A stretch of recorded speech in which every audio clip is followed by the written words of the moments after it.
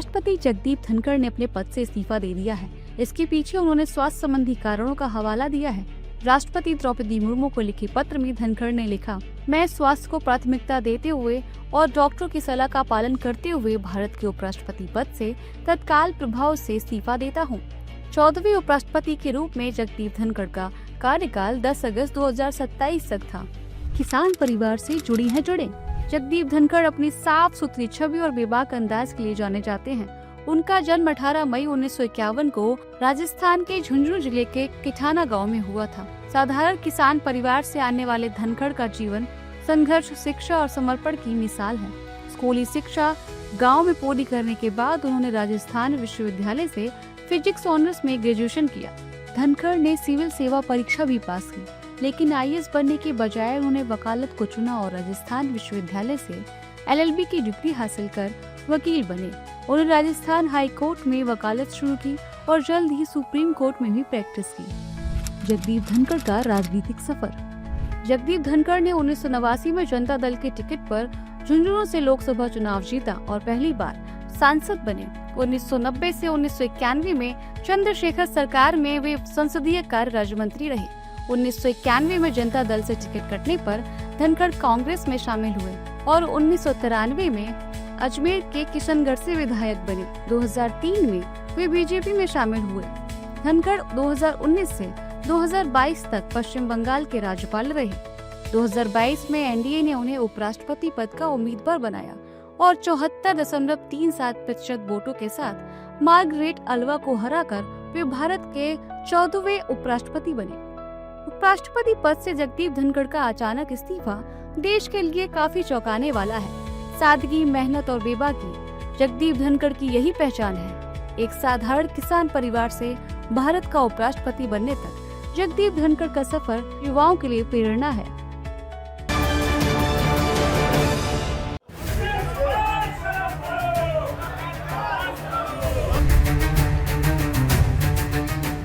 बिहार में मतदाता सूची पुनरीक्षण यानी SIR के जरिए चुनाव आयोग की तरफ से करीब 35 लाख वोटर्स पर संशय किया गया, जिसके बाद सियासी बवाल हो गया है।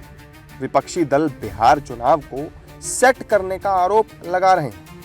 हालांकि मामला अभी भी सुप्रीम कोर्ट में है, लेकिन बावजूद इसके विपक्षी दल चुनाव आयोग और बीजेपी की सरकार पर हमलावर हैं। SIR पर जो है विधानसभा में कम से कम चर्चा जो है कराई जाए।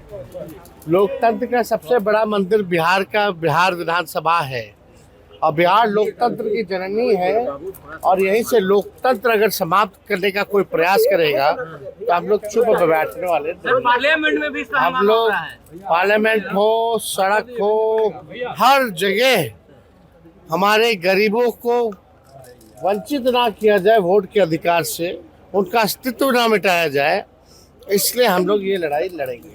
निश्चित रूप से लोकतंत्र के लिए बहुत खतरनाक है, लोकतंत्र के लिए बहुत खराब चीज है ये। आप पूरी तरीके से लोगों को मताधिकार से वंचित कर करके आप एक तरफा कार्रवाई करना चाहते हो, ये बहुत खराब है और अब लोगों को जागरूक होना चाहिए और पार्लियामेंट में भी हम इस विषय को पूरी तरह से उठाएंगे। SIR के बहाने इनको नाम काटना है। ना BLO किसी गाँव जा रहे हैं, बाढ़ में तो किसी गाँव गए नहीं। हमारे इलाके में 23-24 गाँव गए नहीं, नाम जुड़ गया। मैं तो चैलेंज कर दूंगा, जो दिल्ली में है आप उसको देख लीजिए, उसका नाम जुड़ गया। एक थोड़ी लाखों। ये तो SIR चुनाव आयोग का बिल्कुल अपने बीजेपी को जहां वोट नहीं पड़ती है या नहीं पड़ेगी उसको खत्म करने की एक गहरी साजिश है। जबकि बीजेपी नेता विपक्षी दलों को जवाब दे रहे हैं। उनके मुताबिक चुनाव आयोग अपना काम कर रहा है। इससे जिन विदेशियों ने बिहार को धर्मशाला समझ लिया, उनसे मुक्ति मिली। सब लोग इसका स्वागत कर रहे हैं कि जो भारतीय है कोई वोट से वंचित न हो और जो बाहर के लोग हैं वो वोट नहीं डाल सके। चुनाव आयोग का ये पहल बिहार से पूरे देश में होने जा रहा है और बिहार तो ऐसे भी क्रांतिकारी भूमि रही है। कई नए प्रयोग बिहार से शुरू हुए हैं और ये प्रयोग का पूरे देश में एक सकारात्मक वातावरण बनेगा। बाहर के लोग जो धर्मशाला बनाया है उससे देश मुक्त होगा। बिहार में नई वोटर लिस्ट को लेकर विपक्षी दल चुनाव आयोग पर लगातार सवाल उठा रहे हैं। विपक्ष गरीब, मजदूर और किसान के वोट काट दिए जाने के आरोप लगा रहा है, जबकि एनडीए के नेता इस कवायद को सही बता रहे हैं। आई हो दादा चौकीदारवा लायक बा, अरे चुनाव औते ई कुल तेल चट्टा कहे कि देखो बिहार में काबा, इस विदेश घूम। बिहार की viral girl Divya Tiwari Shandilya social media पर छाई हुई हैं। अपनी मधुर आवाज और दमदार गीतों के लिए उन्हें जमकर सराहना मिल रही है। मात्र 12 साल की दिव्या को उनके टैलेंट ने खास पहचान दिलाई है। दिव्या बिहार के कैमूर जिले के रामगढ़ प्रखंड के बड़ौरा गांव की रहने वाली हैं।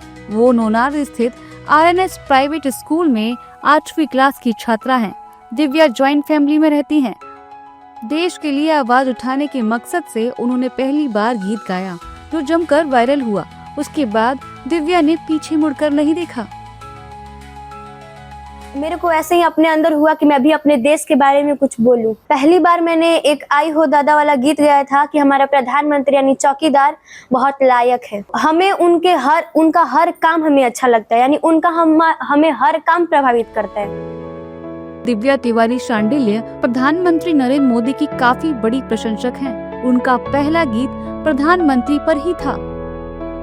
आई हो दादा चौकीदारवा लायक बा, आई हो दादा चौकीदारवा लायक बा, देश विदेश घूम घूम सैन्य शक्ति के बढ़ावत बा, देश विदेश घूम घूम सैन्य शक्ति के बढ़ावत बा, अरे आई हो दादा, अरे आई हो दादा चौकीदारवा नायक बा, आई हो दादा चौकीदारवा नायक बा, जब से सिंदूर ऑपरेशन भइल सब पुलवन के रोवावत बा, जब से सिंदूर ऑपरेशन भइल सब पुलवन के रोवावत बा,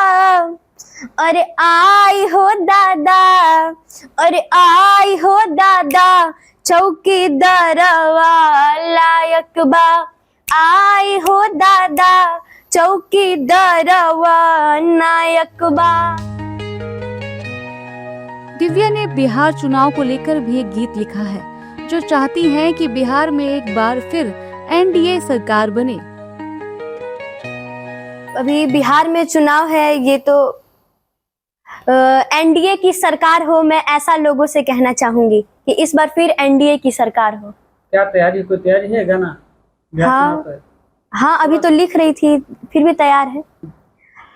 ओकरा आँखी में नामन बालू पड़े जे कहे बिहार में काबा, ओकरा आँखी में नामन राखी पड़े जे कहे बिहार में काबा, अरे चुनाव औते ई कुल तेल चट्टा कहे कि देखो बिहार में काबा। तो मैं आप सभी को बोलना चाहती हूँ कि आइए यहाँ पे बैठिए और मैं आपको बताती हूँ कि हमारे बिहार में क्या है।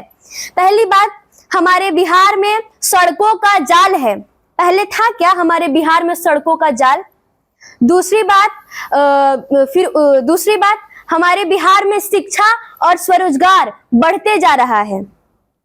पहले क्या था, हमारे यहाँ की बेटी बहू नारियां घर से बाहर निकलने में बहुत सोचती थी कि घर से बाहर निकलेंगे क्या होगा क्या नहीं होगा, और अब ये किसी को सोचने की वाली बात नहीं है। अब हमारे घर की नारियां, बेटी, बहू, माँ सब स्कूल जा रही है, यानी विद्यालय पढ़ाने जा रही हैं, बाहर कभी भी चले जा रही हैं। उन्हें अब किसी भी चीज का डर नहीं है।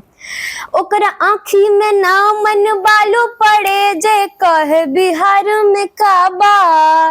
आके तू देख बिहार में सब बा, आके तू देख बिहार में सब बा। काना बाई त बहाना बा, काना बाई त अरे बहाना बा। ओकरा आँखी में ना मन बालू पड़े जे कहे बिहार में काबा। इसलिए मैं आपको बोल रही हूँ, अरे हम तोहरा के बोला तनी एक खाली बिहार में घूम के देख लो कि बिहार में काबा। ओकरा बात बोली है कि बिहार में काबा। दिव्या के पिता प्रवीण तिवारी गुजरात में एक फैक्ट्री में काम करते हैं। जब भारतीय सेना ने ऑपरेशन सिंदूर शुरू किया था, उस समय उन्होंने दिव्या को गीत गाने की प्रेरणा दी थी। आज उनकी बेटी को ढेर सारा प्यार मिल रहा है, जिसे देखकर वह गदगद हैं।